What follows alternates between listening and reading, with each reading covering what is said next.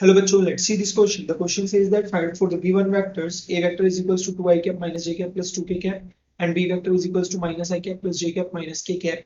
Find the unit vector in the direction of vector a vector plus b vector.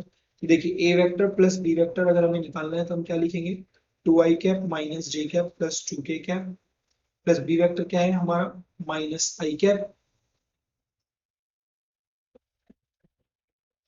plus j cap minus k cap.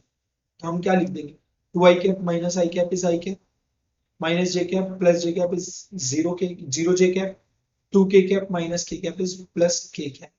तो ये हमारा a vector plus b vector है. अब इसका unit vector अगर हमें निकालना है तो हमें पहले क्या करना पड़ेगा, इसका मॉडुलस भी निकालना पड़ेगा.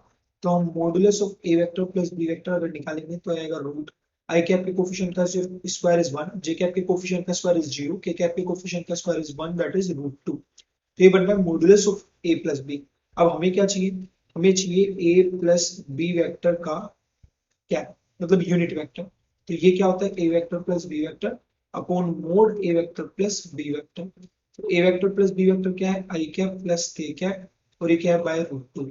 तो हम अगर इसको सेपरेट करेंगे तो क्या लिखेंगे 1 by root 2 i cap plus 1 by root 2 k cap. So this is the explanation to this question. I hope you understood the explanation. Thank you.